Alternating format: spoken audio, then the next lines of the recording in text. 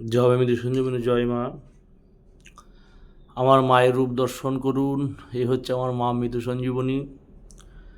আমি আপনাদের সান্নিধ্যে একটি মন্ত্র দিব, একটি যন্ত্রম দিব, যেটি এখনই দেখাবো আমি, যেটা হচ্ছে হনুমত যন্ত্র। এই হনুমত যন্ত্র কী করে প্রয়োগ করবেন, এই প্রয়োগ বিধি কী, সম্পূর্ণ আপনাদের আমি বিস্তারিত জানাবো। সঙ্গে থাকুন। বুঝতে পারছেন আমি কার কথা বলছি? যন্ত্রটার নাম হচ্ছে হনুমন্ত যন্ত্র। এই হনুমন্ত যন্ত্র দিয়ে আপনারা বহু কিছু করতে পারবেন। এই হনুমান যন্ত্র দিয়ে আপনারা অসাধ্য সাধন করতে পারবেন। অলৌকিক থেকে অলৌকিক ক্রিয়াকলাপ, অলৌকিক কর্মাদি আপনারা সম্পূর্ণ করতে পারবেন। এটির যে কতটা প্রভাব, এটির যে কতটি প্রয়োগ, যদি সঠিকভাবে যদি না বুঝেন তাহলে এটি ক্রিয়াকলাপ করা একটু সমস্যাই হবে। বুঝতে পারছেন? একটু মোম পড়ে গেল। যাই, হনুমানের জিনিস, বাবার জিনিস পড়েছে, ভালো হয়েছে। এটি প্রয়োগটা কি, আগে বুঝেন ব্যাপারটি কি। এটি হচ্ছে একটি হনুমান যন্ত্র। এই হনুমান যন্ত্রটি ব্যবহার করতে গেলে এই যন্ত্রটি কি করতে হবে, ভূর্জপত্রের উপর লিখতে হবে। কি, ডালিম গাছের ডাল দিয়ে অষ্টগন্ধর কালি, ডালিম গাছের ডাল দিয়ে অষ্টগন্ধর কালি ব্যবহার করতে, অষ্টগন্ধর কালি এবং কুমকুম দিয়ে ডালিম গাছের ডালের উপর ডালিম গাছের ডাল দিয়ে কলম বানিয়ে ভূর্জপত্র দিয়ে এই যন্ত্রটি অঙ্কন করতে হবে।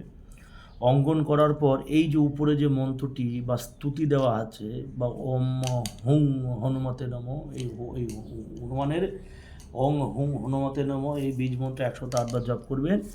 এবং এই যে স্তুতি মন্ত্রটা, নমস্তুতে কী বলছে, নমস্তে নমস্তে নমস্তে নমস্তে মহাবায়ু শুনো, নমস্তে নমস্তে মহাবায়ু শুনো, নমস্তে নমস্তে ভবিষ্যৎ বিধাতে, নমস্তে নমস্তে মহাভীষ্ট দ্বারো, নমস্তে নমস্তে নিঃসং রাম ভক্ত।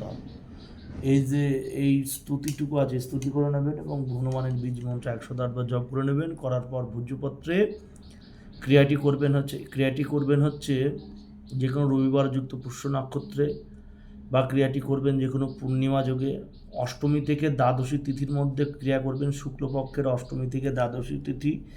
যদি সম্ভব না হয় পূর্ণিমা, যদি পুষ্য নক্ষত্র পান তাহলেও খুব কাজ হবে। যন্ত্রটি অঙ্কন করবেন, করার পর এই যন্ত্রটি পঞ্চবছরে পুজো অর্চনা করে পুরুষ মানুষ সোনার বা তার চাঁদির তাবিজের মধ্যে ভরে ডান হাতে ধারণ করবেন। এই যন্ত্রটি প্রভাবটুকু কি, এই যন্ত্র ব্যবহার করলে কী কী উপকার পাবেন? এই যন্ত্রটি ব্যবহার করলে আপনার সংসারে কোনো রোগ ব্যাধি কোনো দিন প্রবেশ করতে পারবে না। সংসারে কোনো দিন কোনো রকম অশান্তি, অর্থকষ্ট, দুর্ভোগ, কোনো প্রেত পিশাচের যে হচ্ছে গিয়ে দৃষ্টি, সেই থেকে মানুষের নেগেটিভ চিন্তা ভাবনা, মানুষের সেই নেগেটিভ সেই বস্তু, সেটা কখনোই আপনার শরীরে প্রবেশ করবে না। আপনি সদা সর্বদা খুশি থাকবেন, ভালো থাকবেন। এবং তৎপরই হচ্ছে গিয়ে এই যন্ত্রটিকে সব অপশক্তি বিশেষ ভয় পায়। হনুমানকে যেহেতু বলেছে মহাবীর যাব নাম শোনাবে, ভূত প্রেত পিশাচ নিকট না হবে। মহাবীর সব চালিসাতে বলাই আছে। এই মহাবীর যন্ত্র বা হনুমন্ত যন্ত্র, এটিতে বহু কাজ হয়। প্রয়োগ করবেন, অবশ্যই কাজ হবে। সঠিক ওয়েতে, সঠিক পদ্ধতিতে কাজ করতে হবে। সম্পূর্ণ সাত্ত্বিক উপায়ে, সাত্ত্বিকভাবে ক্রিয়াটি করলে এটি হচ্ছে কি, এই যন্ত্রের প্রভাবে সর্বপ্রকার কার্যসিদ্ধি হয়। যে কোনো কার্যসিদ্ধি হোক, আটকে থাকা কাজ হচ্ছে না, বাধা হচ্ছে বারবার শতবার, সেই কাজ, সর্বপ্রকার ব্যাধি দূর হয়। ব্যাধি এই যন্ত্রকে ভয় পায়, যে কোনো রোগ ব্যাধি এই যন্ত্রকে ভয় পায়। এই যন্ত্রের স্পর্শে আরোগ্য দানের সহায়ক। এই যন্ত্র আরোগ্য দান, কঠিন থেকে কঠিনতম রোগ ব্যাধি হয়ে গেছে, বিছানায় পড়ে আছেন, কোনো রকম তদবিরে, কোনো রকম ডাক্তার কবিরাজ ওঝা গুণী আলেম ভালো করতে পারছে না, সামান্য এই যে ক্রিয়াটুকু দিলাম, এটি কাজ করবেন, অবশ্যই সে ব্যক্তি আরোগ্য হয়ে উঠবে, সুস্থ হয়ে উঠবে। খুব পাওয়ারফুল এবং শক্তিশালী, অতি প্রাচীন একটি পুস্তক, যেটা থেকে আমি সংগৃহীত করেছি এই বিদ্যাটি, যেটি আপনাদের সামনে দিতে দিলাম। জয় মা, জয় মা মৃত্যু সঞ্জীবনী, জগতের মঙ্গল সাধন করো মা, জয় মা।